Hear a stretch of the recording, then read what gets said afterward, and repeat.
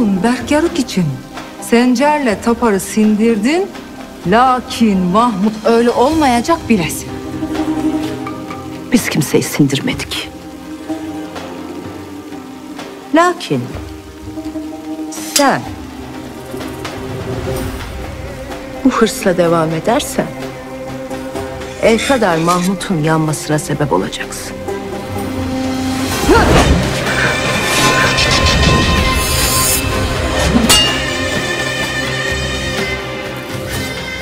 Eğer Mahmut yanarsa ortada kimsenin evladı kalmaz Zübeyde. Ben hem kendimin hem de evladımın hakkını söke söke alırım. Haksız yere kuruldu.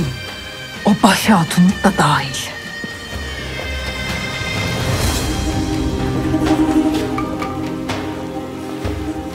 İmdiden böylesin.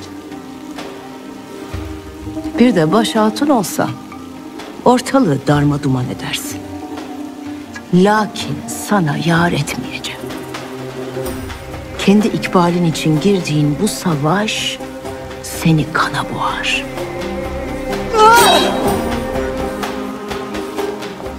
Ben bugüne kadar hiçbir savaşı kaybetmedim. Çok yakında zafer seslerim kulağına gelir, merak etmeyesin.